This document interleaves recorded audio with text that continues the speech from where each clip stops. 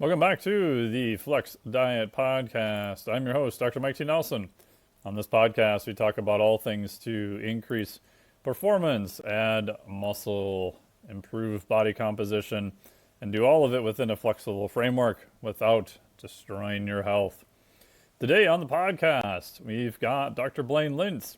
He is a PhD in performance physiologist and former Navy SEAL. He's specializing in the intersection of extreme environments, cognitive resilience, and recovery. His dissertation at Florida State University investigated how caffeine plus theacrine supplementation, along with ketone monoesters, influence cognition and endurance during heat-induced fatigue. This was some research that was inspired by the challenges that tactical and special operator populations face. He's also a crazy man and has completed professionally an Ironman triathletes. He's also done some work with the psychedelic assisted therapies for traumatic brain injury, including that he was a participant in the UT Austin Ibogaine clinical trial. So his goal is to translate cutting-edge science to tools to enhance human performance and post-service recovery. So we talk about all of those great things, from ketones to cognitive function to being more resilient, anti-fragile, and even touch a little bit on his experience with Ibogaine. So you probably saw in the media, which is great, Texas passed the proposal for funding Ibogaine research to the tune of the highest amount that's ever been pledged towards psychedelic research, which is great. So some of the early work there shows it to be quite promising, but like all things, we need more formal research to get an idea of what are the true outcomes and what is going on. So I think you'll really enjoy this episode. And again, the reason I like interviewing people on the extremes is the extremes inform the means. So maybe you're not doing the triathlons in heat or running any of these types of studies, but I bet there's probably a couple nuggets you can take away for your own training and performance. So today on the podcast, one of the big sponsors is the Physiologic Flexibility Certification that is run by me. So it opens this coming Monday, which is October 13th, 2025. Best place to get all of the information on that is on the newsletter. I have a ton of information coming out as of this recording, and it'll be open for 1 week. So if you're looking for a way to increase your own resilience, become more anti-fragile, recover faster, and just generally be much harder to kill, this is the certification for you. It's broken down into 4 components. The first one is temperature. The second is pH. The third is expanded fuels, where we talk a lot about lactate and ketones. And fourth is how you regulate oxygen and CO2 or air.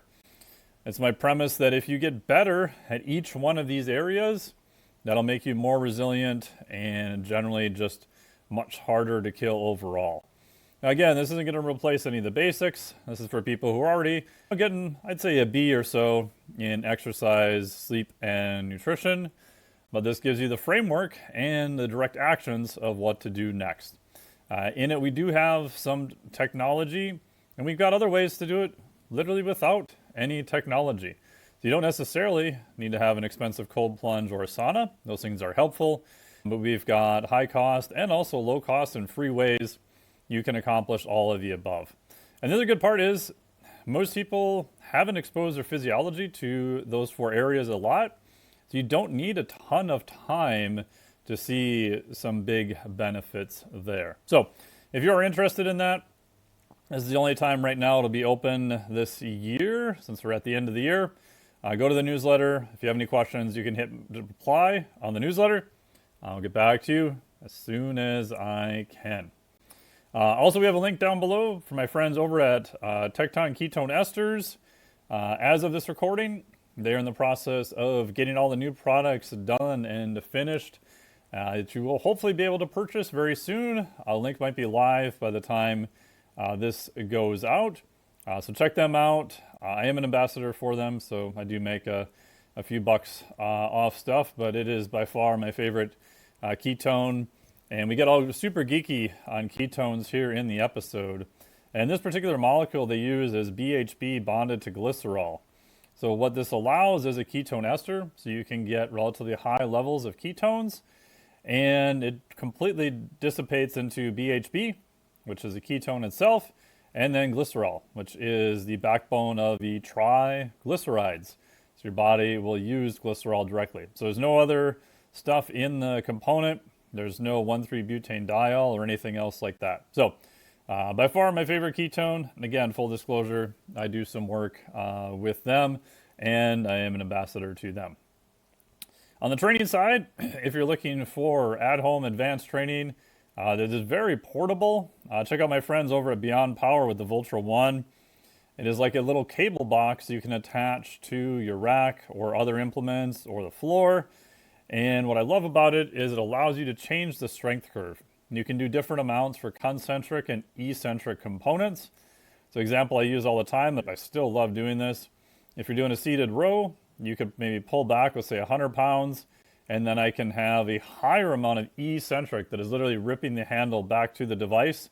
I've gone up to as high as 160 pounds. Again, I would not start there, but it allows you to change those components, especially if you're doing any triphasic work. So shout out to my buddy Cal Deitz. We've got a link somewhere around here too for the Triphasic 2 book that I was a co-author with him on. But the Beyond Power Vultra device lets you do that, replaces a cable stack, and allows you to do all sorts of other cool stuff. Last part on that is it gives you feedback directly. So if you're a big fan of vertical, or I should say velocity-based training, which I am, you get all of that feedback directly as you are using the device. So you get a measurement system in addition to replacing a cable stack and allowing you to do changes in concentric, eccentric. You can add virtual chains, inverse chains, all sorts of just really fun stuff. So check them out below. Heads up, full disclosure, I am an affiliate for them, so that is an affiliate link. I like the device so much, I called up Elliot and asked and perused them to see if I could be an affiliate to help them out. So there we go. Make sure you check out the PhysFlex Cert, the newsletter, and enjoy this podcast with Dr. Blaine Lints. Welcome to the podcast, Doctor. How are you? I'm good. How are you? Good. And congratulations. I heard you just did your defense and you are now officially PhD, correct? Yep, as of about 5 weeks ago. Thank you. Nice. That's awesome. How does it feel? Feels good. I'm still trying to figure out exactly what's going to be next and reaching out to different companies. So there's a little bit of uncertainty there, but it's nice to have a little break and transition period and figuring out what the next steps are going to be. Awesome. And I know we're going to talk about some of the work you did on your PhD and for special populations or even people doing work under high levels of fatigue. And tell us about some of the research you did. Yeah, so my first of the dissertation studies was in a tactical population using a combination of caffeine and theacrine and comparing that to a caffeine and placebo arm in a randomized crossover. And in that study, we found that the combination of caffeine and theacrine, as you'd expect, outperformed placebo, similar to how caffeine did. But not only was there a cognitive enhancement, but that cognitive enhancement persisted further into the intervention. So 2+ hours after ingestion of the combination, participants were still seeing improved cognitive performance, even compared to caffeine and placebo. So in total, we saw more significant differences that were considered positive when it came to the combination, even compared to caffeine, which is pretty interesting and a little bit surprising. And one of the more noticeable findings was that the response variability during certain cognitive tasks was decreased. So we saw more correct answers and more, I guess, less variability between the timing of the responses. So being correct more often and having more consistent responses over time does have a direct application to military populations. The second dissertation study that Oh, do you I mind if I ask worked you a few on. questions about the Oh, yeah, first one yeah, there? yeah. I tried a ton of Theacrine when it first came out, and I didn't notice hardly anything. And then I know some of the other studies said that you had to combine it with caffeine, and then I couldn't figure out, well, is it just the effect of the caffeine or is it the combination? So it's interesting that you did it compared to, so the control group was just placebo of some form, correct? Yep. And then you had Theacrine with caffeine, and then you had caffeine. What were the doses on the other two arms? So 300 milligrams caffeine, and that was so not standardized by body weight. And then the combination group had 150 milligrams of each. So it's a total of 300. Okay, so even the dose was the same if you want to do a dose equivalent. Yeah, and one thing, Dr. Arendt, my advisor, he's done a few studies in our lab working with caffeine and theacrine.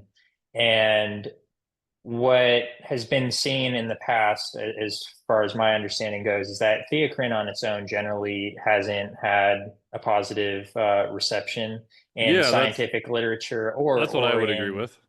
yeah, or just in the bro science literature. People don't seem to love having theacrine on its own. And one anecdotal observation that I've had is that even mixing 300 milligrams of caffeine plus 100 milligrams of theacrine seems to hit with less of a caffeine jolt that you would expect with Hmm. 300 milligrams of caffeine. So I almost feel like it dampens some of the effect. And that's why I'm guessing that, and this perception could be a little off, but my perception has been that the pre-workouts that have contained theacrine haven't seemed to gain as much traction. And I think it's because it doesn't feel like it's doing as much. But in the case of our study, we saw that despite we didn't have the subjective reports to really assess this, but potentially if it did blunt those things, it didn't really matter. We saw improved performances over the entire duration of each study visit, whereas we saw an initial bump with caffeine, but it dropped off after exercise. Interesting. And just so for the listeners, you're talking about a teacrine or theacrine, not L-theanine, because there is Correct. combinations of caffeine with L-theanine, which is an amino acid, which maybe some of the jitters or some interesting cognitive data on that too. So, did you want to describe what is a teacrine or theacrine? I've heard it pronounced both ways. What exactly is it as a compound? Yeah, so theacrine's I guess, the chemical, and teacrine is a branded form of it. I So know, we which did is so use, weird. It's like, why yeah, make them so similar in names? And yeah, I know the guys everyone gets confused. who did it, no disrespect to them, but it's like, come on, man. Yeah, so theacrine can be found from a few different plants, from my understanding, but the primary one is Camellia cucensis, I believe it's pronounced, but I might be butchering that. And it's also a metabolite of caffeine. So it acts in a similar way mechanistically to how caffeine does, except the half-life is a lot longer, and you end up with a smoother, more prolonged duration of its active effects. However, it's been reported to not have the same development of a habituation to the compound. So you can theoretically take it on a daily basis, and you wouldn't need to increase the dosage at all in order to see the same effect as you did with that initial dosing, which is one of the issues that comes along with caffeine.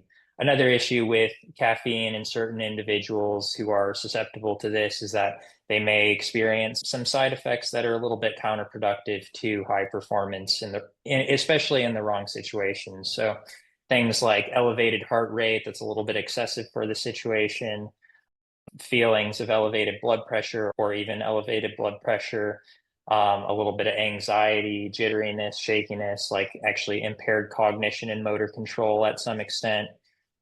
So theacrine helps to get around some of those just because it's smoother and longer lasting and doesn't seem to cause the same effects. And so the idea with the combination with caffeine is that you get the best of both worlds. It's not perfect, but at least in the context of what we were able to measure in the research, it actually did pan out to look like it was giving off the best of both worlds when it came to what caffeine has to offer in a positive way. while extending those effects over several hours compared to just 1 to 2 hours of really active duration. And how did you measure cognition here? Because I know you did it under a simulated stressful condition, correct? Yeah, so the exercise intervention was 10 rounds of 1 minute of hard running and then 2 minutes of walking to jogging. And the running intervals were generally at 100 to 120% of VO2 max. So that was what the exercise stressor was. But the cognitive tests we used in that study were a combination of reaction time tests using a Dynavision board. So Yeah, hitting the yeah. different spots on the board for anyone who's not familiar with that. It was just a 30-second task. Hit red, don't hit green. So a little bit of Inhibition. yeah, a little bit of that going into it. We also used a tracer flanker task, which was like using a Nintendo Wii, where you're watching a screen with an avatar of yourself, and you're moving to different targets depending on what is indicated on the screen you're looking at. So those were the two that we used besides the kin arm. And the kin arm is an augmented reality robot, and it has you sitting in this chair, resting your head against looking down at a mirror, which is reflecting a TV overhead. And it sounds a little bit goofy, but it's actually really cool because it appears like you're looking into this 3D setup, and you get these robotic handles that move around, and you basically go through a couple different games or cognitive tasks with that. And one of those is called the object hit and avoid, which we also jokingly called falling shapes, but basically hit 2 of the 8 shapes and ignore the other 6, and they'll come faster and faster down the screen over a couple minutes, to the point where by the end of those couple minutes, you're going to be overwhelmed and you're going to be missing shapes that you were supposed to hit, and you're going to be accidentally hitting shapes that you weren't supposed to hit. It's not a there have been people who have gotten a perfect score on that, but generally it Hmm. overwhelms people, and it definitely overwhelms me when I'm doing it. We also use the two back, which some people might know as the N back, but the N back is used in a variety of different ways. Sometimes it uses letters, sometimes it uses shapes. I'm sure there are other variations of the test, but basically in our variation, you see a sequence of shapes appearing one at a time. So you might see a square, triangle, oval, long triangle, circle, that sort of thing. And you're given a button box. In each shape, you're indicating yes or no whether the current shape you're seeing is the same you saw 2 previously. So it's this pretty irritating working memory task where you're constantly having to update on the fly the last 2 shapes you saw and click yes or no. And sometimes when I was doing that, I'd get a little overwhelmed, and you just hit no a couple times and restart, and then get back in it, because it is a little bit difficult, especially when you're dealing with fatigue. The other kin arm task we used was the anti-saccade task, which is a test of it's using eye tracking, and you're basically given an object in the center of the screen, and depending on whether you're doing the pro or anti-saccades, you're looking in the direction of a stimulus, or you're looking away from that. And that can be a little bit frustrating too, because you're trying to control your reflexive eye movements a little bit, which becomes a little bit difficult. But that's actually where we saw a lot of the biggest effects when it came to the benefits of the caffeine and theacrine combination further into the visit. Yeah, those were the cognitive tests. Yeah. So would you agree that a saccade is like this fast, reflexive eye movement? So if I have like my fingers here, you would say, okay, look at the one that's moving, right? So that would be like a saccade movement. And then you could say the anti-saccade would be, okay, the one that moves, look at the opposite one, right? So you Yeah, have to inhibit your normal, air quotes, reflexive response to look at the thing that's moving. So you're doing the opposite of that task. yeah, that's exactly right. Did you see any difference between the saccade versus the anti-saccade, or were they both, did they all follow the same patterns? So we specifically saw better performance on the anti-saccade task, Mm. with the combination compared to caffeine, but almost in everything, as you might expect, caffeine and the combination of caffeine and theacrine outperformed the placebo at almost every time point. Was there any, and this might not have even been in the study, I don't know how you would do it, but before they did the task, was there any perception of, oh, wow, I had caffeine. I feel like I'm going to do better on this test? Or, ooh, I had this other, like any matching of what they feel as their perception versus their actual performance? So yeah, we didn't do any subjective assessments or anything formal when it came to that. And there was really nothing that stood out as far as just things that we heard when listening to Right. participants or discussing their experience with them. So there really wasn't any of that, which was a little bit surprising actually, Hmm. especially because in some individuals, 300 milligrams of caffeine can be a high dose. Oh, Um, yeah. Everyone was a habitual caffeine consumer, and we did that to minimize chances that anyone would have a panic attack or any Right. sort of like really counterproductive effect from it. Cool. Very interesting.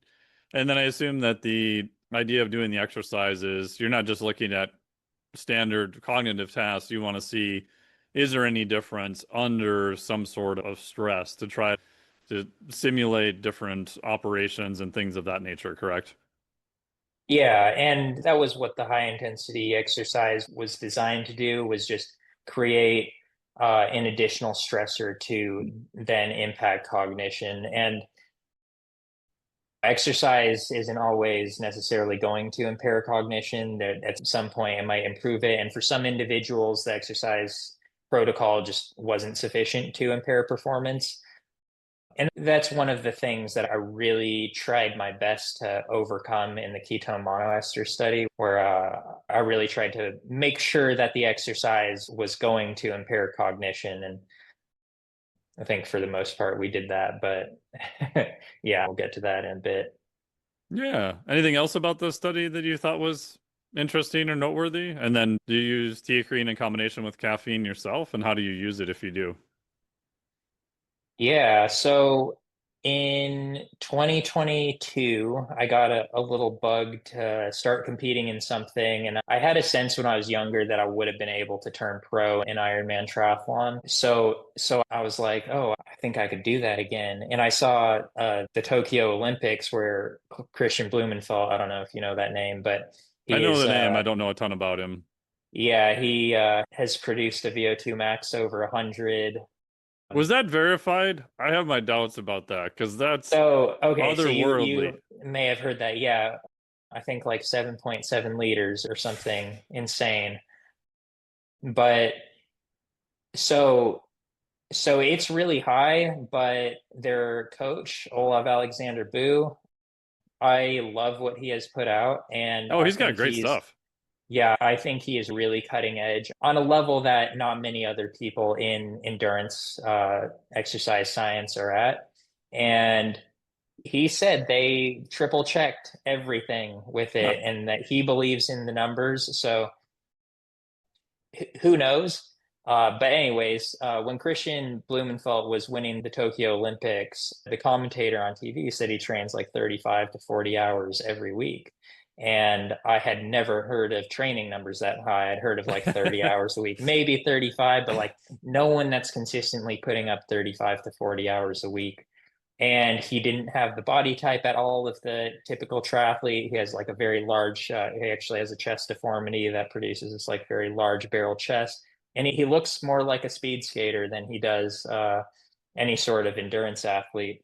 And so I got really interested in that and how much he trains and how successful he was in the transition he made to Ironman triathlon. And 3 months later, after the Tokyo Olympics, he broke the Ironman distance world record at, I believe, Ironman Cozumel with a time of 7 hours and 21 minutes.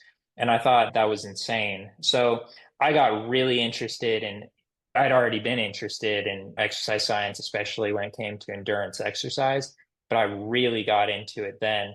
And so I instantly looked up who's his coach because I have to know what his coach is doing. And that's how I found Olav Alexander Boo.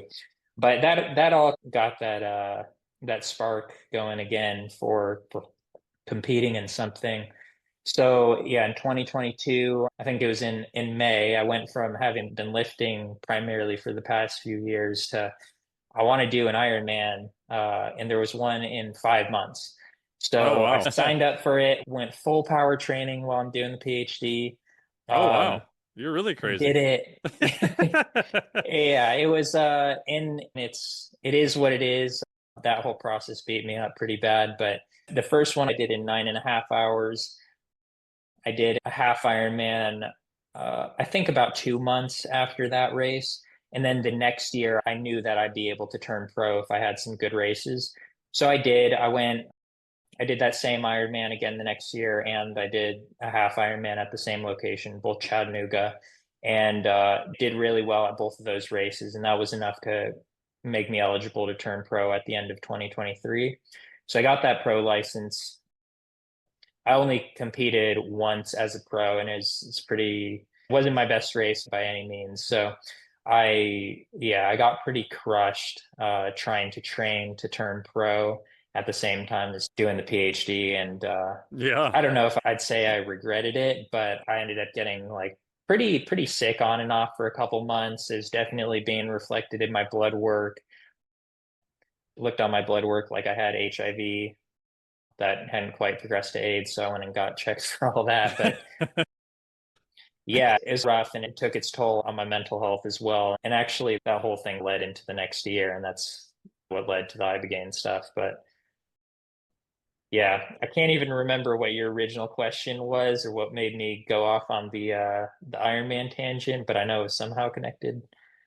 Oh, yeah. No, I was just wondering, like, how do you use Oh yeah. Theacrine? Have you found it's good for performance? Do you do more cognitive stuff? Because I would imagine, and I've never done triathlons by any means, and I've worked with a couple of very, yeah, middle of the road triathletes. There's still a cognitive aspect to it that I think people would, on the outside looking in, would probably think that there isn't. Maybe not to the degree of American football or stuff like that, but I don't know what your thoughts are on that. Yeah, so I definitely think there is a component to it when it comes to maintaining your cognition.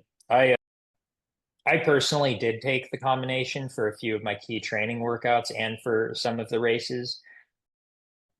I did like it because I don't necessarily need a huge jolt from caffeine.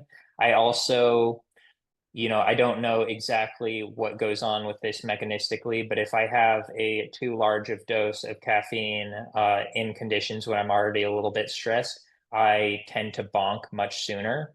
Hmm. And yeah, bonking's not normally something I ever have an issue with. So I really liked using the combination in that context. And I think during a long endurance race, especially if you don't feel like constantly refeeding little doses, which isn't that hard to do, but it's something to at least try out in training. And if it works for you, then it works. And I felt like it worked well for me. Very cool.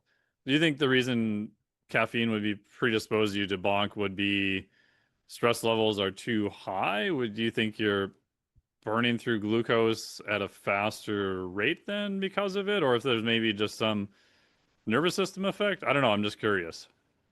So yeah, super speculative, and I don't really understand the bioenergetics of it that well, but I get the sense that it was causing me to burn more glucose. And I know it's a little bit debated, but the increased reliance on fat and increased triglycerides and fatty acids released into Yeah, the blood I have my from doubts about caffeine. those Yeah, studies. They were yeah, me early too. on, and yeah. So yeah, that's how I feel as well. And yeah, I got the sense that it just increased my reliance on carbohydrate, and it also just increased my energy expenditure a bit.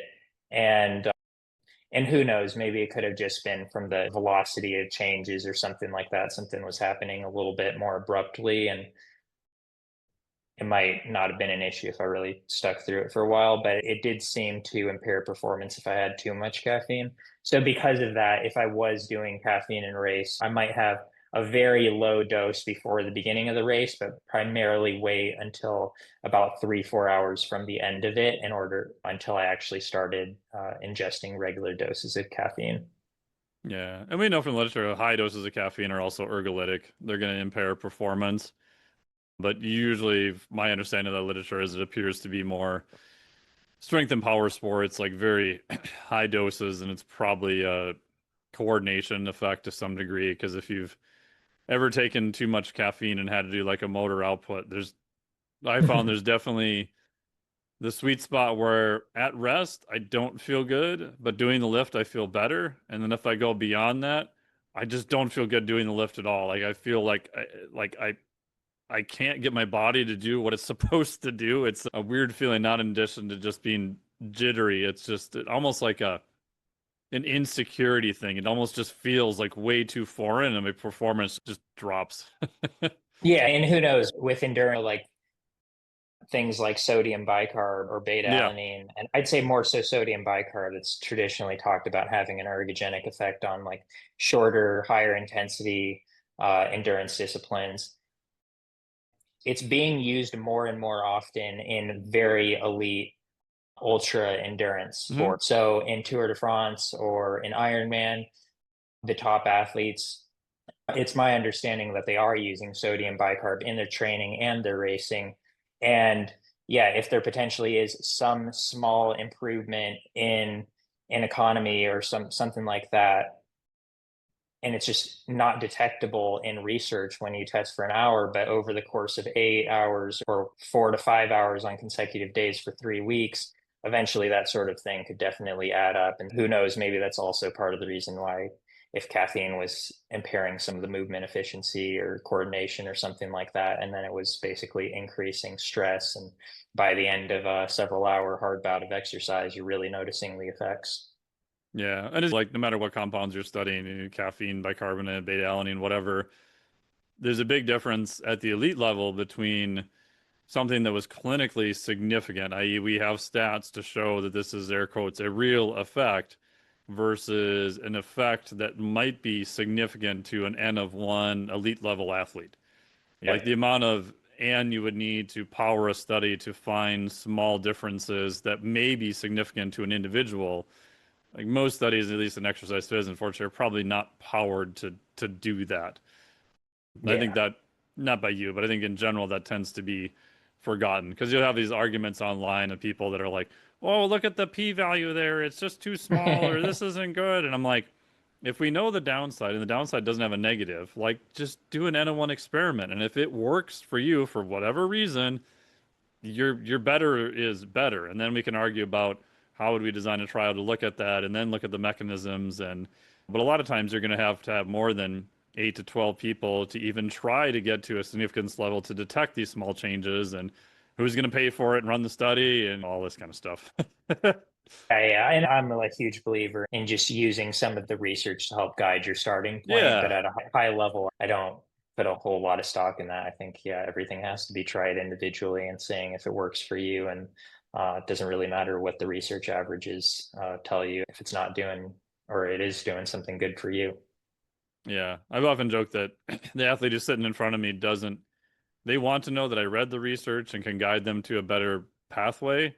But if they did something and they can show in a timed event that they got better, they don't give a rat's ass about the 17 studies that shows it's not supposed to work. Yeah, yeah, yeah. And that's, yeah, that actually, and I know there's potentially some ergolytic effect with beetroot juice or with nitrates at a certain fitness level. But that's definitely been my impression. I take a shot of beet juice and I tend to feel like it does hurt my performance. I don't know how I haven't tested it super rigorously, but pretty consistently, that's been the effect that I've noticed. And I have produced a VO2 max of 76 before, which Oh, nice. in the That's great. research, it's like typically above 60 is that threshold for where beetroot juice might be helpful for you. But I still like taking beetroot juice for general health sometimes, but just don't feel like it's been helpful for me during competition. Yeah, awesome. So how'd you get into studying ketones then? Were you looking for other potential compounds that may mitigate the effects of fatigue on cognition? Yeah, so the original interest in ketones was well, probably around ketogenic diets, and then hearing that ketone monoesters were being produced and that they were really elevating blood ketone concentrations without having to go on a ketogenic diet. And I think at the time there wasn't a whole lot known about them, but I was aware that the DoD was pouring a lot of funding into researching them and better understanding them. And I'd also heard that they've been helpful for diving injuries or for Mm. preventing oxygen toxicity when diving, which is a big concern when diving on a rebreather. If you're diving on pure oxygen, you're only allowed to have so many excursions below 20 feet, which really isn't that deep. And even just forgetting to pay attention to your depth for a minute could lead to you ending up at 30 feet and you just weren't aware because it's pitch black and Yeah, you you really can't see have no shit. awareness of where you are. So if you could negate some of those effects with just a supplement, then sweet. But then the next thing I had heard about ketone monoesters was that they were being administered for the treatment of brain injuries. Mhm. And so I was like, okay, well, they're helpful for brain injuries. They're probably helpful prophylactically if you know you're going to get a brain injury. But there's this like maybe physical impairment that comes along with them that's been seen in some areas of sports science research. And all this kind of pointed to like, okay, why isn't the military using like stuff like this more to help prevent all the blast injuries? Or help minimize some of the damage because we were getting exposed to tons and tons of overpressure exposures during even training, and they try to make it safe, but ultimately like some of the stuff just comes with risks and you're going to have to eat it. And I didn't know why that wasn't getting implemented more. So all this had come together, and then not only that, but I'd heard, okay, cognitive benefits with the ketone monoesters. And of course, some of that I think was around the initial hype and making them into this panacea that they aren't really. But it's been documented in research that the ketone monoesters can preserve cognition in certain conditions of hypoxia during prolonged endurance. So there's a pretty nice study of using a 100-kilometer ultra marathon and continually ingesting ketone monoesters throughout that, and seeing that participants who did have those ketones were able to preserve their cognition at baseline levels throughout the entire thing. Whereas if they didn't have them, they saw a drop off. So they weren't making anyone better than baseline, but they were able to preserve in certain conditions. So I was really interested in environmental stress because that was a big issue in the SEAL teams. Guys were having heat strokes and stuff. We go do land warfare training in Eastern California, where during the summer it gets over 120 degrees. And you're carrying a lot of weight and you're working pretty hard in these conditions. And I carried a machine gun. So I'd start out these long patrols to contacts with tons and tons of movements over several hours at 100 pounds over my baseline weight. And that would include 30 pounds of weapon, 40 pounds of ammo, your body armor, your water, your helmet, your radios, your basic medical gear that you're going to have with you, and stuff like that. So it ends up adding a lot of stress on you. So this heat issue was something that we were seeing a lot. And I got really interested in environmental stress. I knew there was a ton that could be done as far as the preparation when it came to exercise for preventing heat injuries and optimizing performance in heat. And we just weren't getting told about any of that. Like, not a single Hmm. time did anyone talk about heat adaptation or Really? acclimation or acclimatization. Yeah, no one You would said think that'd be the anything. first thing because we've got I know. tons of well documented literature on that. Yeah, and everything just came down to like no preparation around that. Like, just be hard, tough it out. Which of course, like a lot of these guys were way tougher than me, so I did have to like really prepare myself physically in order to just hang with everyone else. But yeah, I got interested in that, and I knew that cognition would drop when you began Oh to yeah. overheat. And there are a bunch of reasons why that occurs, but some of it is probably related to a decrease in blood flow to the brain. And I'd seen other studies showing that ketones increase blood flow to the brain. So it just seemed like this natural area to test ketones in. And I was really blown away, and I'm still blown away that no one has tested ketones with heat stress. So I was fortunate enough to have that idea and be, as far as I know, the first person to conduct a study using ketone monoesters and heat stress. especially in a tactical population. So that's how the idea came about. Yeah, and the other part I think people forget too, when you have that much just sheer gear and mass on you, you severely restrict your body's ability to dissipate heat. Like, not only Yeah. do you have a huge amount of workload, your efficiency goes down, you have all this stuff you're trying to move around, but that stuff also is limiting how well you can basically radiate heat and get and dump heat into the environment also, on top of it being heavy as hell. Yeah. And within a couple minutes of starting anything beyond a stand, so even walking with all that gear on, long sleeves, long pants, Yep.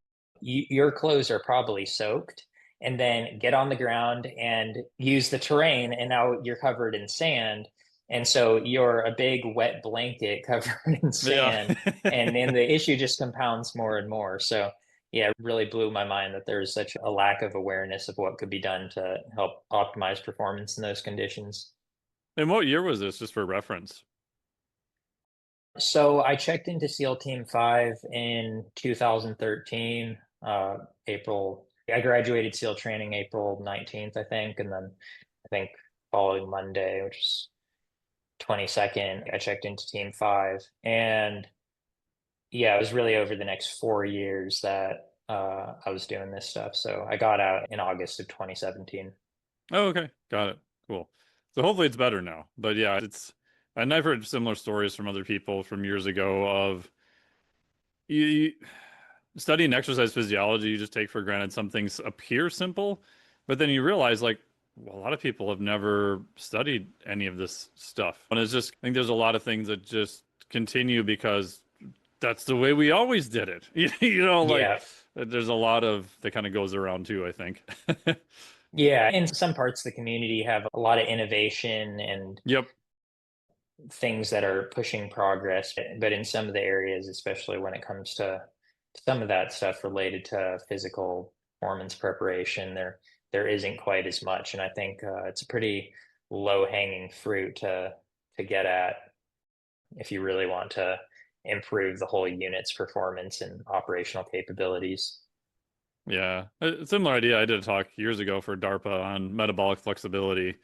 And my argument to them was, yes, you have to have a huge infrastructure if you're moving a large group of people, but how about you train people for ability to use fats, ability to use carbs, ability to fast, ability to take in other amounts of food, make sure they can still operate their job with precision, but you're training them on extreme ends, and that could include climate, thermal environments, whatever, before they actually do that formal training, instead Yeah. of trying to control the external environments as best you can, because you're going to be way limited on that.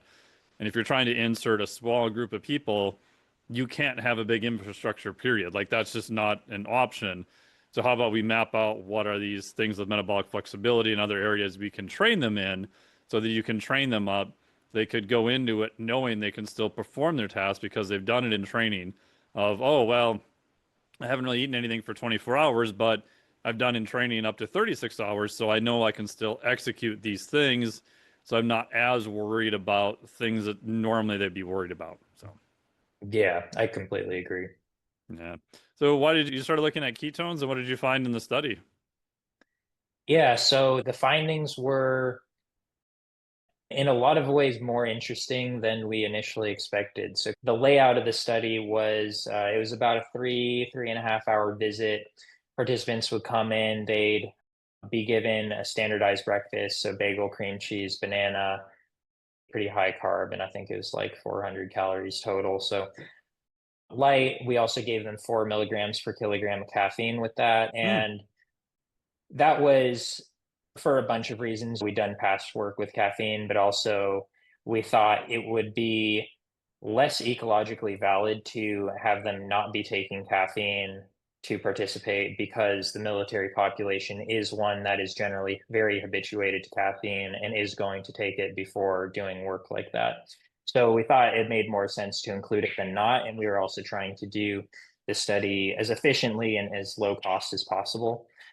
So we had two arms in it as a crossover, and one of the conditions received ketone monoesters, the other one received isocaloric carbohydrate, and 45 minutes after eating and the caffeine, which gave them time to absorb all that, we did the first series of cognitive tests, and then we had them start 45 minutes of exercise on a treadmill. And this exercise consisted of a 5% grade. It was in a heat chamber set to about 95 degrees and 45% relative humidity. And they were also wearing a weight vest that was 20% of their body mass. The average speed was about 4.5 miles per hour for this. So it was a extremely brisk walk up an incline with weight in a heat chamber on, and some of the participants were even working at 5 miles per hour. So yeah, it's hauling ass. Yeah, like borderline having to jog because it's such a fast walking speed. Yeah. So they did 45 minutes of that, did a midpoint cognitive test, another 45 minutes of exercise, a post-cognitive assessment. After that, we had them take off their weight vest, and then they did a time to exhaustion test at 90% of their velocity at VO2 max. So the average time for that was 8 minutes. And most interestingly and surprisingly, we actually saw that time to exhaustion performance was about 27% longer in the group or condition receiving the ketones. So 9 minutes versus 7.1 minutes. And 71% of the participants had longer time to exhaustions when they received the ketones. So that was very surprising and counterintuitive and went against the grain of what research has typically shown. And it was definitely opposite of what we hypothesized would happen. But less surprisingly, we saw that cognitive performance on the 1-back and 2-back was improved in the ketone condition compared to the carbohydrates. And it's important to note that the carbohydrate condition isn't like, it's not nothing. It's something helpful. It's something that would be advantageous to have. And the fact that they were also taking caffeine in both conditions, which I think would smaller or decrease the margins between the two conditions. And we still saw improvements with the 1-back and 2-back, I thought was pretty strong. And yeah, we saw slightly bigger effects when it came to the 2-back. And I think that's just because the 2-back is a more cognitively demanding task than the 1-back, but they are both tests of working memory and sustained attention. Another one that one of my committee members and secondary advisors, Davis Moore, brought up was that the brain region that's most heavily used during the 1-back and 2-back is actually one of the brain regions that's susceptible to having a loss in blood flow during hyperthermia. So I don't know a ton about that, but that's what he mentioned, and it definitely helps explain our results. We did not see any differences on some of the simpler cognitive tasks like the Dynavision reaction time. Same with that object hit and avoid task. But it's important to note that actually with the object hit and avoid, on average, we saw improved performance throughout the visit. So either the test wasn't hard enough or the exercise protocol wasn't hard enough to sufficiently cause a drop, because you can imagine that if you made that exercise protocol 20 hours long and made everyone bonk, like at some point there's going to be a drop in performance on every measure of cognition, but we just didn't see that. And so I think that was an issue with the cognitive test, but at least with the 1-back and 2-back, we were able to see differences. And with the ketone conditions, we actually saw very slight improvements, whereas we saw pretty marked decreases in performance when receiving carbohydrates. So overall, very interesting. And I think the fact that we saw improved performance on our high intensity performance test at the end with the time to exhaustion really addresses that issue that I would have if I were leadership involved with deciding what kind of supplements that guys might be taking in an operational setting, right? Because if you have to decide between physical performance and cognitive performance, you really have to be nuanced with knowing all the information that's going into this to make a really good decision about if it's worth it to take these. But the fact that we still saw a benefit in that sense really makes it clear to me that it's just one study, but if it's doing that and it does seem to be helping with heat stress mechanistically and practically, and there's the chance for it to decrease the damage caused by a brain injury. Like, seems like a no-brainer to me. Obviously, there's the very high cost of the ketone monoesters. They're still 30, $40 per serving, and potentially double that in order to have a dose that's really going to be effective for brain injury. But I think that science, as far as my understanding goes, is a little bit up in the air about what's actually going to be really effective for mitigating those effects. But I still believe it's going to be better than not having them at all. So, And the dosage you used, was it 25 grams? yeah, so we did 2 administrations of 25 grams, and the average blood ketone concentrations we saw were at the 45-minute mark, we saw an average of 2.2 millimole. And then at the 90-minute mark, after that second 45-minute bout of exercise, we saw 3.8 millimole. Okay, so pretty significant blood ketone measurements, which is useful. We don't know where the ketones are going or the rate of appearance or disappearance, but it's a good marker to say that at least they are showing up. They definitely are in the blood and moving around. Yeah, and yeah, there is a little bit of debate among the ketone community about what kind of dosage is necessary to see a benefit and what might start to impair performance and all of that. But we knew that if we actually wanted to answer the question of do these have an effect on cognition, we wanted them to be very clearly into ketosis. So we wanted them to be at least over 2 and preferably around 3 millimole. Did anyone complain about the taste? I'm just curious. Yeah, everyone complained about it. But the thing that we did do very well, and we took this from a different study. I can't remember. I think it was one of Chiel Paffe's studies, but we used sucrose octaacetate, which is a bitters that are added to alcohol. Mm, I'm not a big drinker, so I don't know like the yeah. correct terminology, but basically it's this powder that we bought that tastes like ass, and you add it to the placebo product, and it's not identical, but it's potentially worse tasting. And so we had actually slightly more people guessing that they had received the ketones when they were actually receiving the carbohydrates. We Mm, asked them at the end of their second yeah. visit which they thought they received. So we did a better than 50-50 chance of blinding, is I think 47% got it right. So yeah, they both tasted gross, but I didn't confirm this, but my impression was that more people actually thought that it tasted worse when they received the placebo product. Oh, interesting. That's one way to do it. Instead of trying to make your ketones taste better, you could just make your placebo taste worse. Yeah, and it was pretty bad. I tried both of them, and it was slightly different, but the placebo just lingered around in a different way, which is hard to imagine because the raw esters already taste pretty horrendous on their own. So Yeah, they're pretty bad. And in full disclosure, I do some work for the ketone company, Ketone. And so they have a similar product. It is a ketone ester, and it's a BHB bonded to glycerol. And it actually tastes pretty good. So I'm probably biased towards that. But I think the ketone ester research is super interesting. And it seems like, I think more the extremes you go to, it seems like ketones are more beneficial. And that could be extremes of all the way into pathologies, or like you're looking at with heat stress and physical movement, and then looking at even more demanding cognitive tests. It just seems like the more extreme ends, ketones tend to perform better, if I were to make an overall, probably overly simplistic generalization. yeah, as well as sleep and recovery.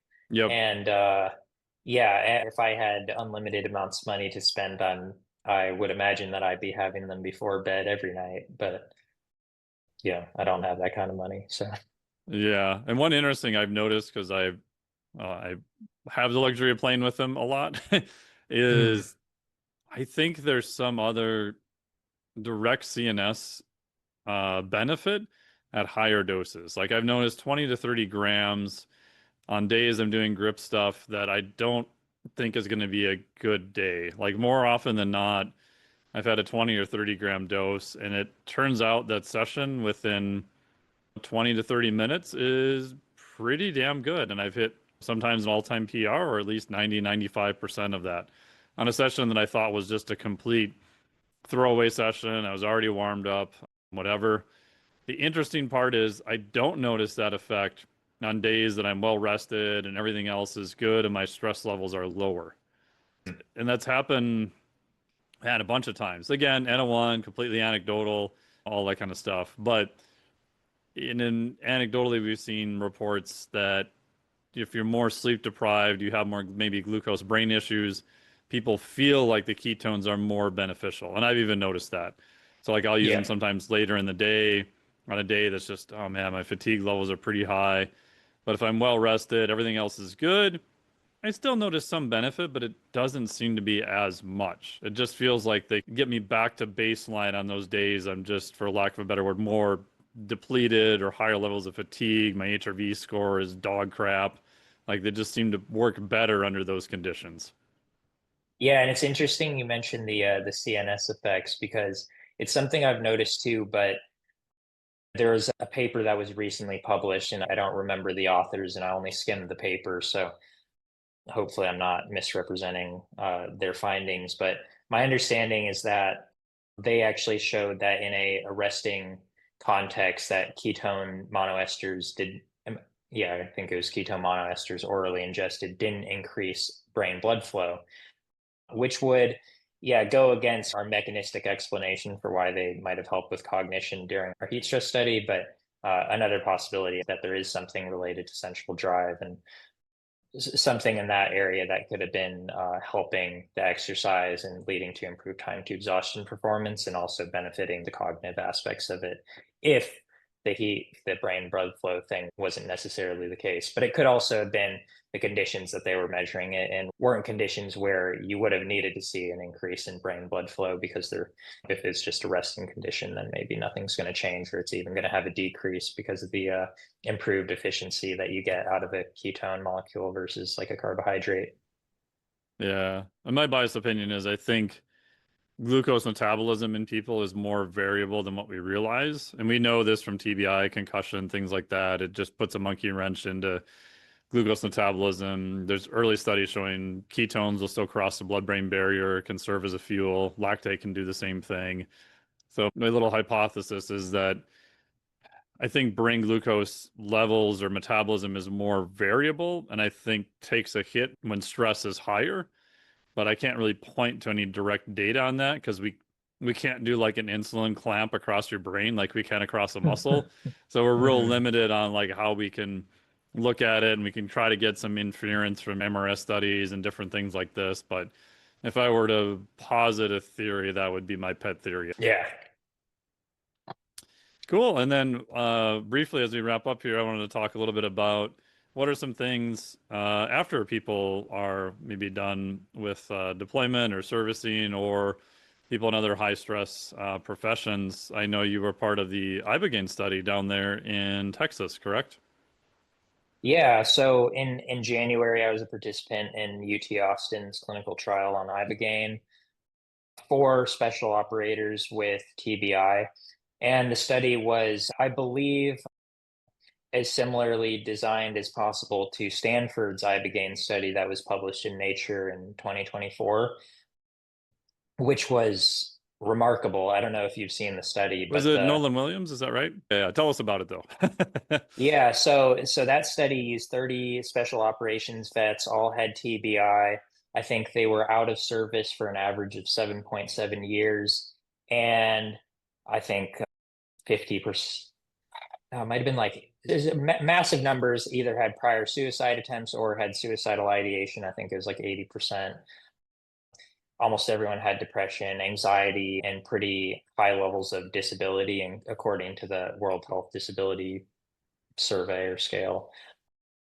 So what they found was that with a single treatment of Ibogaine, I believe it was 10 to 12 milligrams per kilogram body mass of Ibogaine, so probably around a gram of it, they saw pretty remarkable reductions in everything, even several days after the treatment, but definitely at 1 month post-treatment.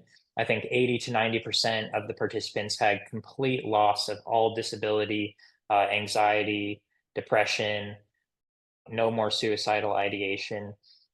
The Cohen's D's, as far as those variables that I just mentioned, were all between 2 and 3. And every aspect of cognition that was tested in that study also improved with moderate to large effect sizes.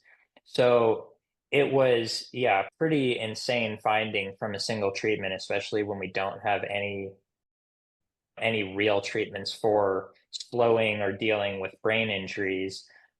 And what the VA typically does is symptom management, which comes in the form of SSRIs, sleep meds, go and no go pills, pills for migraines, and a bunch of things. I don't know all the drugs, but I'd been taking a bunch of medications before just because some of the issues I had. And my none of my combat experience was super heavy. I did have some in Iraq in 2016 to 2017, but what did happen was once I was transitioning out of the Navy, I started to have really bad insomnia issues that would persist for several months at a cycle, and it would get really bad and it'd keep coming back, and it would come along with a bunch of other stuff like being depressed, and it slowly started getting worse and worse. And then I started doing triathlon and adding that stress on top of it with school, and 2023 2024 started to get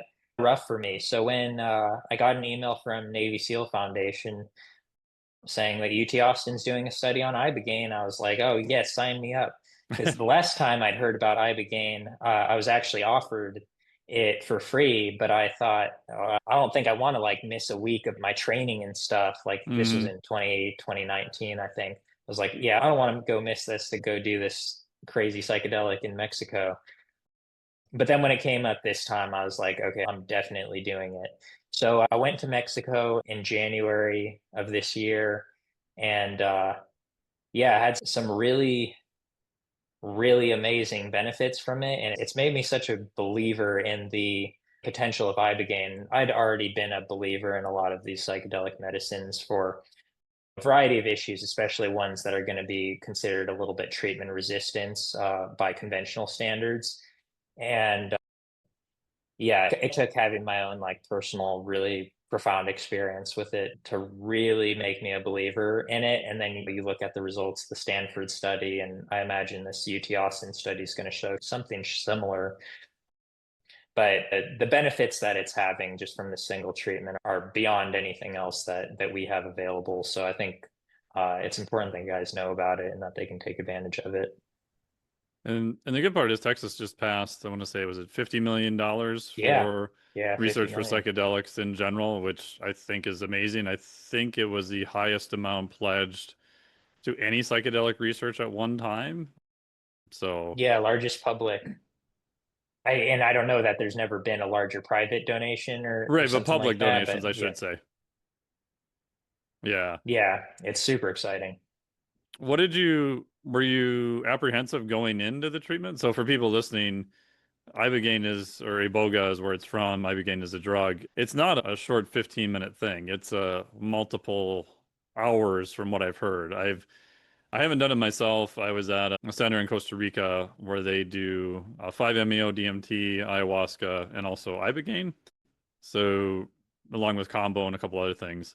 And we would be there with people who were getting ready to do Ibogaine because that was like the shaman who's working there was definitely a very much a one-on-one thing where ayahuasca was typically more in a bigger group setting. I did have some crazy eye drops once that caused me to sit in a corner and rock myself back and forth for about an hour, not knowing what the hell was going on with me. And I asked the shaman afterwards, I'm like, what the, so what the hell was that? That was like the weirdest feeling of, I could feel like traumatic things coming up, but there was nothing specific. Like I couldn't put a name or anything on it. And like the only thing I could think about was like grabbing my knees and like rocking back and forth was the only thing that made me feel better temporarily. And she was like, oh yeah, I got some of these new eye drops from the Brazilians. She's like, ah, they don't fuck around with stuff. I think they put a bunch of iboga in them this time. I was like, oh shit. But that's my only very limited experience with that. But were you apprehensive about it, and how did the experience go? Yeah, so actually you mentioned 5-MeO DMT, which we'll talk about today or sometime, Oh but yeah, because that's insane on a different level like being and strapped can to a be rocket ship. Yeah, yeah, that's the only experience I've ever had in life that was so powerful and incomprehensible that I can't make sense of it still. And it's on my mind quite a bit because of how incomprehensible that experience was. But yeah, Ibogaine's actually the opposite of 5-MeO-DMT in many ways, where it's the active component of it is usually about 4 to 12 hours. And the Ibogaine trip is actually a little bit faster acting than what the experience would be like if you took the whole plant of iboga with Oh, its so they're other using the alkaloids in it. isolated form. Yep, yep. So they extract Ah, ibogaine, okay. which I think is a little bit easier to research. Yeah, obviously you can standardize the dosage with Right. that. It's not variable from plant to plant. It's faster acting and is as far as my understanding goes, it is what has the primary active effect on halting opioid withdrawals. But yeah, the experience for most people is probably going to be 10 to 12 hours, and that's just the peak of it. And it's not a classical psychedelic, so it's more commonly referred to as an anerogen, which just means it's a waking dream promoting compound. And it has a lot more lucidity than what you'd experience with other psychedelics. So during the experience, I'd say the most stereotyped trip that people have is generally a life review of emotionally salient memories. And this could begin as early as childhood. Sometimes people even have visions or experience themselves in the womb. So before memory has even began to develop. And throughout their life, they see these different memories from a very logical point of view and seeing how they affected them and steered the course of their development over time. And some of these events might be traumatic, and sometimes they can be like very difficult to go through, which is why you got to be potentially prepared to have a rough 12 hours if you take this, Yeah. because you might be experiencing some things that you've been trying to shy away from or you've been suppressing for a long time. Luckily, or who knows if it's lucky or not, all these things can, good or bad, is always context dependent. But I had a very gentle experience with it. It was Hmm. very comforting. It was very enjoyable to me. I felt pretty euphoric. I felt like I was floating around. I didn't see a whole lot of visuals, but one of the most interesting things to me that stands out about Ibogaine that kind of puts it in a league of its own is, and sometimes people experience this with other psychedelics, but for me, I'd never experienced this before, where you can really communicate with your subconscious or an aspect of yourself that you're not able to communicate with uh, in a normal context. And some people feel that they're talking to God if they're religious, and that's the perspective they take on it. But for me, I felt like I was able to communicate with my subconscious. And it's so direct and obvious that it was almost as if I could think a question in my head and I would be shown an answer, whether it's through like seeing an image with closed eyes or or just hearing something or it's being told back to me. But it was this conversation with myself. And it was very interesting, very direct, and very easy to make sense of. So there wasn't any like having to interpret or try to figure out how does this fit into the rest of my life and what I'm here to do. So that's the main experience. And then I had about another 24 hours of pretty intense nausea after that. So whenever I'd get up, I would start throwing up. So I just tried to stay put as much as possible. And I was eventually given some IV Zofran after a while, Yeah. so I could sleep. So that part's uncomfortable. But what was really big with Ibogaine was that mechanistically, this could be because it causes a huge release in GDNF and BDNF over several weeks after you take it, because Ibogaine is stored as not noribogaine in the brain and fat cells for so long after its ingestion. But for several weeks after, I was able to have a very different perspective on all of my behaviors and patterns. And even I'm having a conversation with someone and I noticed that, oh, I'm defensive and I feeling defensive in response to what was just asked or something like that. And I could notice that and then decide to stop doing it. And it was really as easy as that. Sometimes if you or anyone you know has had issues with depression, you might think, oh, why don't you just be happy, right? Stop ruminating about the depressing things. And it's obviously not that easy. But after Ibogaine, for me, it was that easy. And a lot of those habits stuck with me. So that was actually the big part of it. And yeah, it's important for people to keep in mind that just because the Ibogaine experience wasn't your whole life review that you were hoping it would be, doesn't necessarily mean you can't get the benefits. There are tons of benefits that come after. And since January, I've had one headache or migraine. I haven't been on any of my medications since then. And overall, doing a lot better. So I'm a big believer in Ibogaine now, and I'm really excited about what's coming with the US research that's going to be start getting done in Texas and stuff. Yeah, it's fascinating. And I think is there still some cardiotoxicity risk and other monitoring of vitals during it? Because I believe there is some risk factors there, or is that kind of overblown, or is it one of those things where it's pretty variable from one to the next? Yeah, so from a lot of the research that had been done on Ibogaine, which had focused around opioid addicts, there was reported to be a 1 in 300 death risk from QT prolongation Mm. would lead to torsades de pointes. And what had been done in the past and what was done for my participation in this study was that they gave us IV magnesium sulfate because Yeah, which will magnesium reverse sulfate, torsades.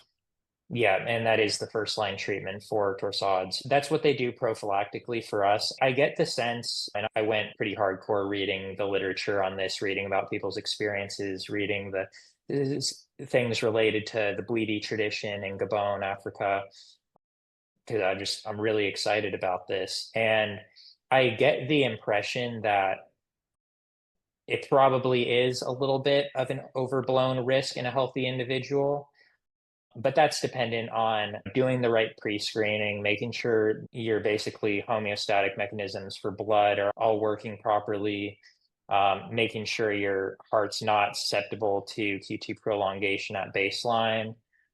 And also, all of those risks increase if you're trying to detox off a drug Sure. addiction. So I believe all of the deaths that have been reported in scientific literature were during a detox setting. So as far as I know, there have been no deaths of any military or special operators or anything like that who are getting properly pre-screened and then going down to Mexico to do the treatment. Do you mind saying where in Mexico was that? Yeah, so there are a couple different reputable clinics in Mexico. There's an organization called VETS, Veterans Mm-hmm. Exploring Treatment Solutions, and they fund guys to go to Ambio. I didn't go to Ambio. I went to the Mission Within, Okay. which is it's a little bit smaller, but still a great experience. It's pretty close to the San Diego border, so I don't know exactly where it's on, but it was on the West Coast and it was overlooking the ocean in a gated private community. Very pretty, but still having to go to Mexico. And then there's also Beyond Ibogaine, which is in Cancun, and that facility has a lot of options to pay more money to have a more luxurious and personalized treatment there. They do a lot of work with detoxes as well. But I actually recently had a conversation with the founder of uh, a US based organization called the Illuminating Collective. And he and their facility are working under religious exemptions in Texas. And they're going and they're about to do their first Ibogaine treatment in the US fully legally. And that's going to be in October. So Oh, I'm wow. really excited. Yeah, super excited about that. And they offer all of the earth medicines or all of the more popular ones. So Ibogaine, ayahuasca, psilocybin, mescaline, and I believe there's some others that they offer as well. Yeah, the reason I mentioned that is because it feels like Ibogaine is the more popular psychedelic now, in my little air quotes. Mm. And we've seen this with ayahuasca and other ones too. The amount of crazy questions I get from people I don't know who are like, one of them a couple months ago was, yeah, I live in New York City, and a friend of mine said he can get some ayahuasca. So we're thinking of doing it in our apartment this weekend. Like, what are you, insane? Like, that sounds like the absolute worst idea I've ever heard in my entire life. Or you hear of, well, I heard this clinic's really good, and it's some weird clinic you've never heard of in a foreign country of, I don't know. I just get very nervous because there are obviously very legit places that are doing it by the book that have medical staff that I know of multiple people that have gone to those facilities. Every single one of them said it was amazing, it was a great experience, they felt very safe. But unfortunately, when anything becomes more popular, you're going to have, we'll say, very less reputable places and people who are just trying to cash in on whatever the trendy thing is. And if anyone's had any of these experiences at higher doses, like even when I did ayahuasca a couple of times, especially the first time, the one thing I was so glad, even though it was difficult, was I felt like I'm in a safe place. I know these people are watching out for me. I didn't ever once worry about my safety in any capacity. And I also had the thought of thinking, wow, like 4 or 5 glasses in, like I would be a wreck if I was worried about the place I was in or wondering about what was going on. So not only from a physical safety, but even more just of a spiritual safety of like not having to worry about that during the experience. So anyway, that's my little 2 cents. And obviously, a standard disclaimer: most of these drugs right now currently are Schedule One drugs, which are highly illegal in the U.S. to begin with. So Yeah, and yeah, the last thing you want to be worried about when you're the Ibogaine's coming on and you're starting to potentially feel overwhelmed is, oh, am I going to have some sort of cardiac event? right. And they're not going to be equipped to deal with it. And not only that, some of these experiences, I would say 5-MeO-DMT, I think should be approached with the most caution, even though it's only a 5 to 20 minute journey with that. Is that, yeah, under the wrong circumstances, done in a not very smart thought out way, some, or even sometimes in the perfect setting, this stuff can create some pretty long-term harm. So it's important to go in with very specific intentions, and it's definitely recommended that you do it with professional oversight so you feel safe doing it and so you get the most out of the experience. Because just like with anything, a lot of these things have the potential to be, at worst, they could be harmful, but they could be just an experience, which is fine, and it can even be fun. But yeah, if you're wanting to get the most out of it for your own personal development, then it's important to go into it with a lot of intention and have the right support network for after and integrating the experience into your life to get the most out of it. Yeah. And I think the other part I've cautioned a lot of people that I don't think you'll ever know what you're going to find. And the one thing I was most worried about was, okay, do I have enough? I wanted to make sure I had enough space afterwards that if I did find something crazy that I didn't know anything about, do I have enough time? Do I have enough space to actually work through that? And I think that's something people don't think about because you may find that, hey, it was a great experience. Mine were great, was definitely very useful. The integration wasn't, in my case, very difficult per se. It was a lot of questions for many years, but it wasn't like completely different. I didn't have any amazingly traumatic things that came up. But going into it, I was like, huh, if I do, I want to make sure I have enough space to deal with those because I may realize something now that I need to solve on the back end of it. And I think sometimes people forget that there's a reason sometimes you don't have memories of certain things, and being made aware of that is not always the easiest path to walk. It might be a better one in the end, but that's my little cautionary tale. Yeah, oh, yeah, and with a lot of these, it can definitely be it can feel like you're taking a couple steps back before you get to go forward after the experience, and that definitely applies in the case of starting to become aware of something like a repressed memory.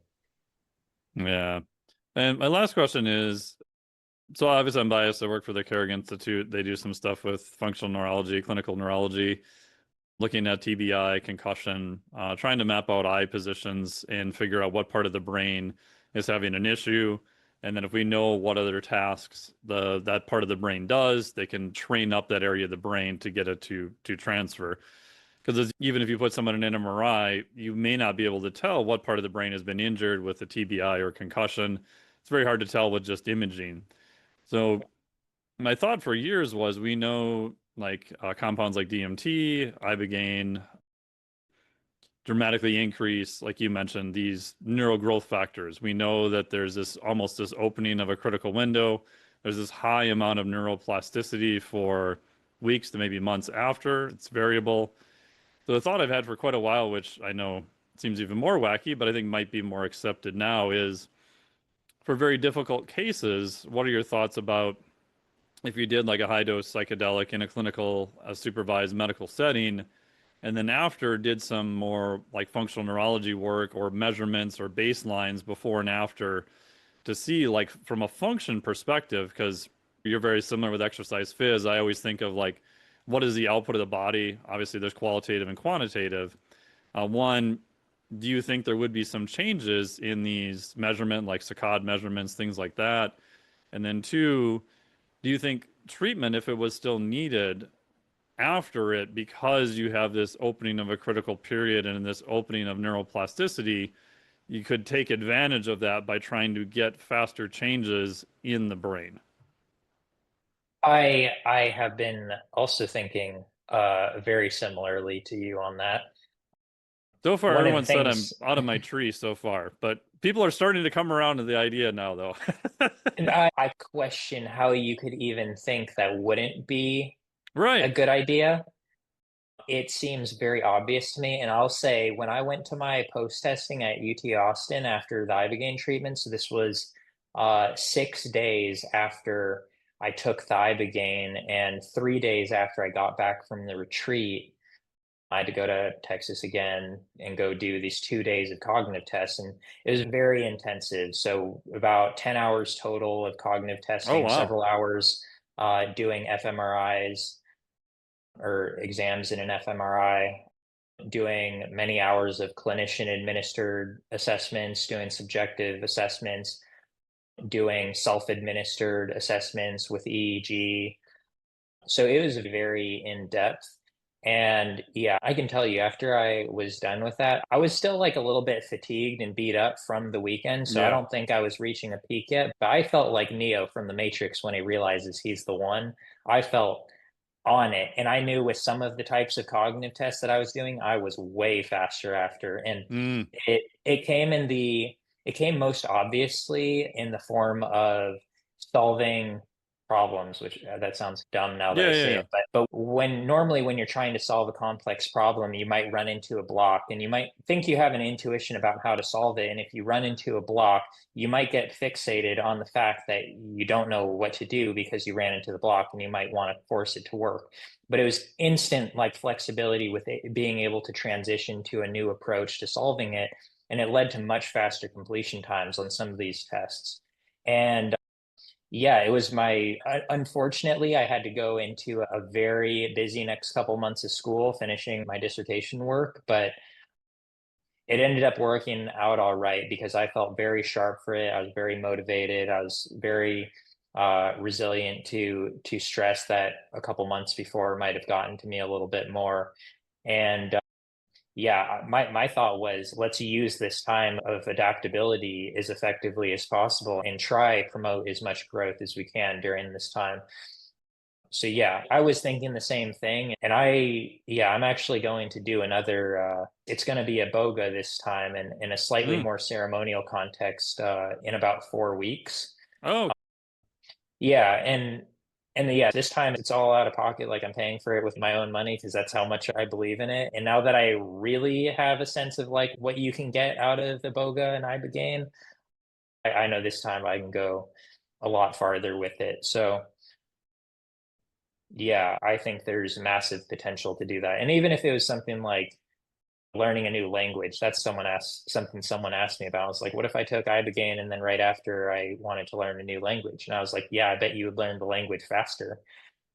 I bet anything you wanted to do, you could probably do it more efficiently than you were able to before that. I'm assuming you're not dealing with some sort of negative or difficult experience that you had to deal with during your trip. yeah. Yeah. I think that especially for sports performance skill learning, I had James Fadiman on the podcast. So we talked about Nice, nice. microdosing, which was great. And I shared their experience of even just on a smaller level using potentially microdosing to learn back rolls kiteboarding. And the thing that I noticed that helped me the most is it slowed it down enough I could feel like I knew more what I was doing. So the first time, like, so for back rolls, you're just kiteboarding and then you go up and you basically do a 360 in the air and you land and you ride out of it. And so the first two times I would do it, I would go up and it was just like everything turned into a blur. I had no idea where I was. I didn't know where the kite was. I just completely just lost. And so the two things that helped me the most was, okay, figuring out, okay, how do I break down the movement to do a part of it? And then it felt like with the microdosing, I could see the parts much better. It felt like I actually slowed the time down enough that I didn't, I would say, execute it right away, but I felt like I knew where my mistake was each time. Where before it felt like it was more of just a complete mess of I don't even know what the hell happened other than I just ate shit once again for the 100th time. So I Yeah. think there's the acute effects of it, and I do think that there's an increase in plasticity that, again, if you're using in the correct way, like you're doing better training or cognitive stuff or whatever, my guess is that you would see an increase in performance. Now, of course, people can use neuroplasticity in the wrong way and actually get better at getting worse too if you're doing the wrong Yeah, yeah. stuff, right? So I don't think it's a panacea, and that's what I'm talking about, integration and stuff like that. If you're integrating the wrong things, now you just hyper plasticize your way into something worse than what you did before.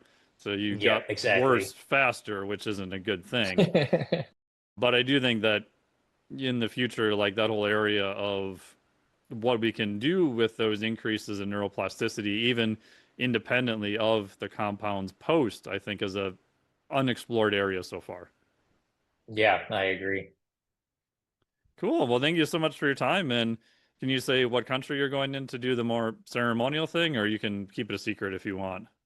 No, I've always been pretty open about talking about this stuff, partially for trying to destigmatize some of this. And I like to think that if people like know who I am, know that I've at least got my stuff together, that it's maybe not something stupid, especially in the South here, where it's weird if you have done any sort of recreational or psychedelic drug, whereas like where I'm used to living on the West Coast is more the opposite, where it's Yeah, you weird were the if you weirdo if you didn't do that. Yeah. didn't. And yeah, so it's been a different environment, but I've tried to be pretty open about my interest in all of that. But I'm this one's going to be in Mexico again, but it's going to be in Tepoztlan. I don't know exactly how to say it, but Sure. it's closer to Mexico City. And this one, yeah, it's going to be a little bit ceremonial. It's run by Canadians that have a close relationship with some Gabonese elders in Gabon. Oh, very Uh, yeah, so they've been initiated multiple times, and then they go there every year to go meet with the elders there.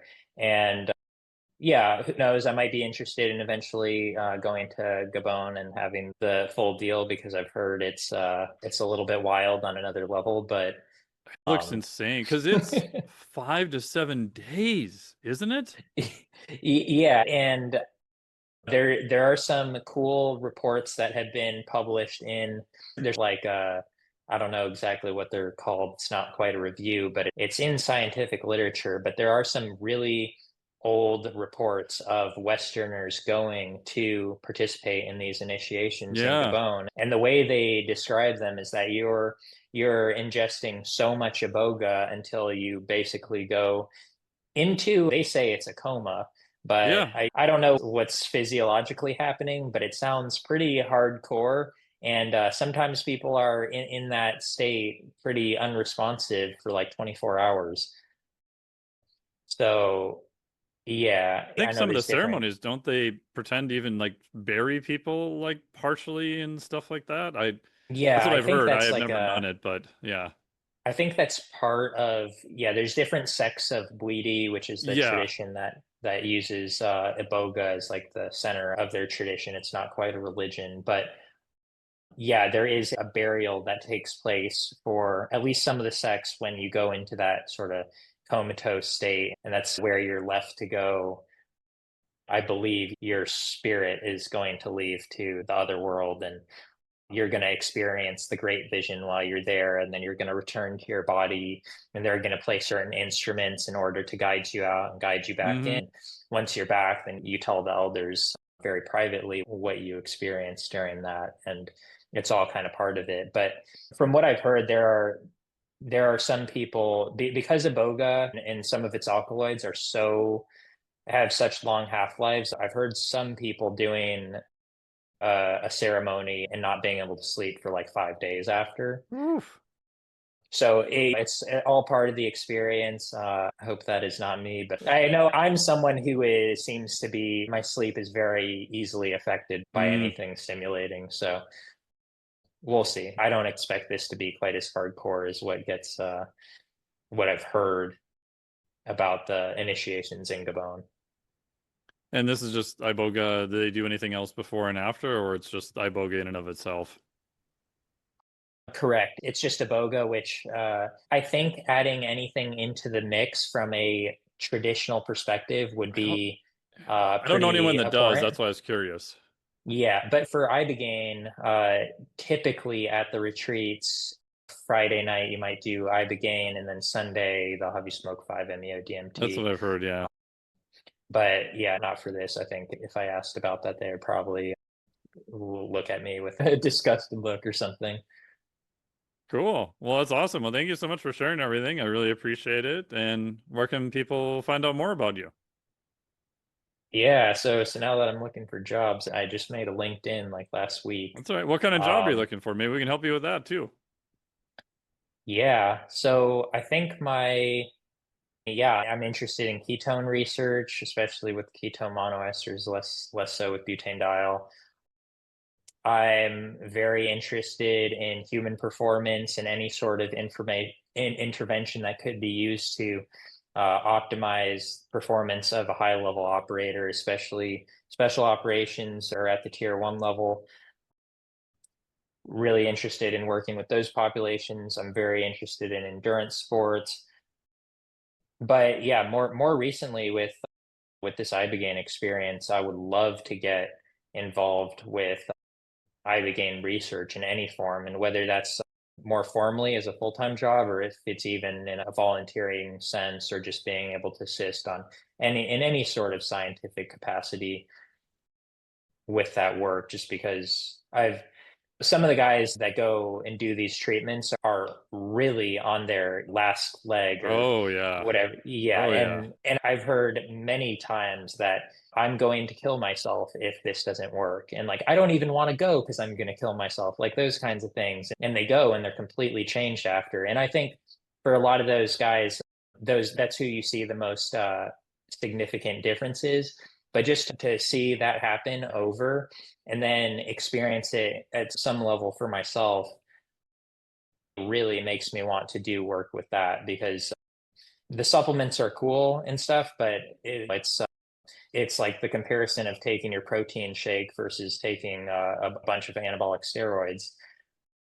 One of those is going to do the job much more effectively, much quicker, and let's ignore the negatives that come along with it. Yeah, But yeah. it's hard to not be interested, because my original intent for what I was going to do with the education I have and the experience I have was to benefit the special operations Hmm. community, because that's where I came from and what I want to give back to.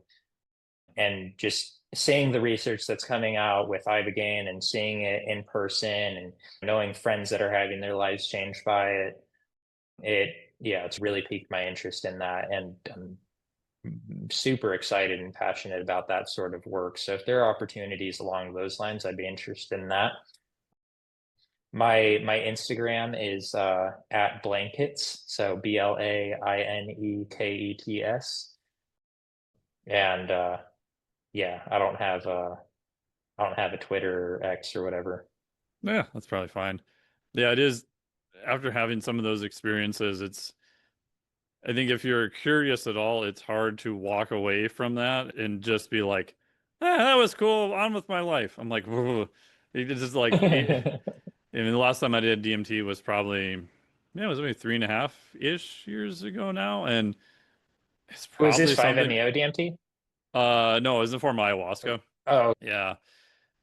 I still probably think about it at least several times a week, and it's been multiple years away. They had people there that did 5-MeO, so I got to watch that many times. I didn't do it yet, but that was just being next to people watching them was crazy enough. So I think having any of those experiences, especially if it goes well and it's in a safe environment, it's hard to walk away from that, not wondering like, how does that work? Like, what is going on with all of that? Yeah. Which I think is a good thing, like to have some wonder and curiosity. I think that's a good thing to have. So Yeah, I agree. awesome. Well, if anyone has any info or anything else they can do to help you out, best place is Instagram then, correct? Yeah. Cool. Awesome. Well, thank you so much for all of your time then today, and I really appreciate it. Yeah. Thanks, Dr. Mike. It was great talking to you. Thanks for Yeah. having me on. Thank you. Thank you so much for listening to the podcast. Really appreciate it. Huge thanks to Dr. Blaine for coming on the podcast here and sharing all of his wealth of knowledge, from his dissertation work to his personal experience to his experience with Ibogaine. It's super fascinating.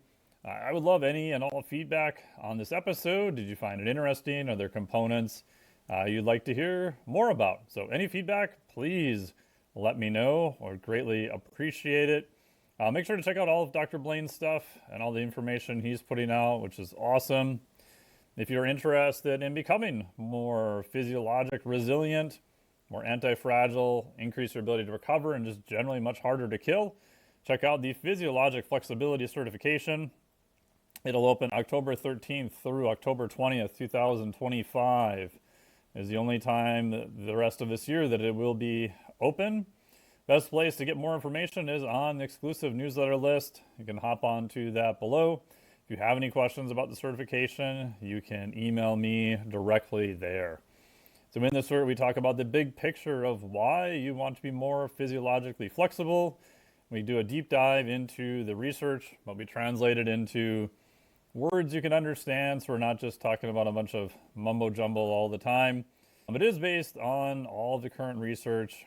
I don't have the exact number of research references that I have in this cert here, but I think it's like 133. I think I pulled like almost over 400 in the creation of it.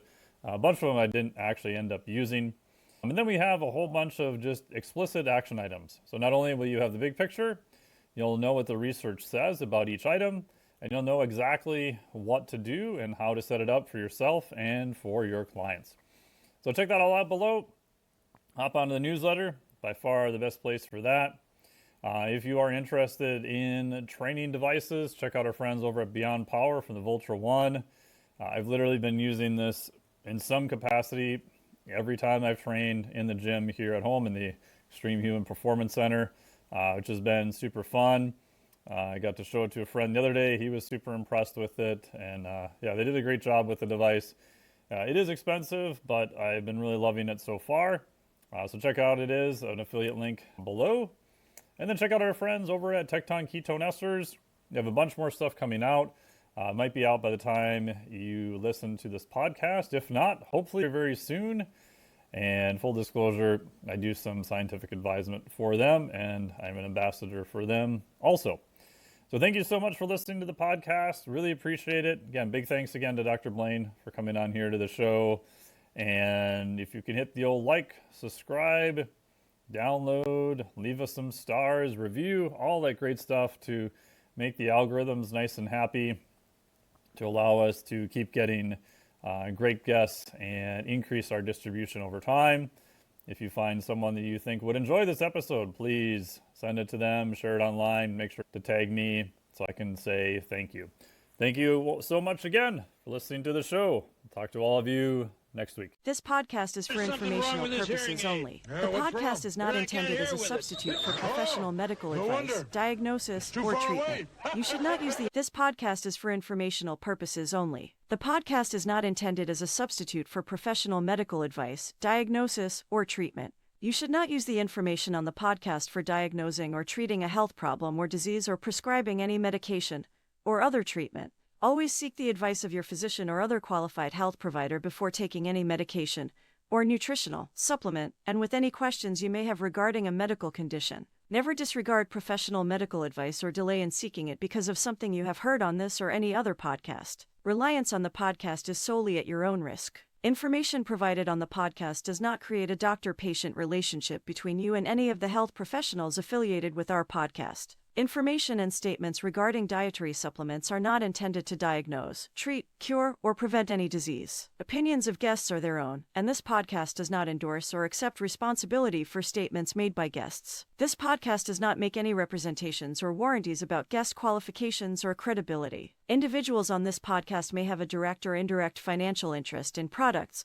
or services referred to therein. If you think you have a medical problem, consult a licensed physician.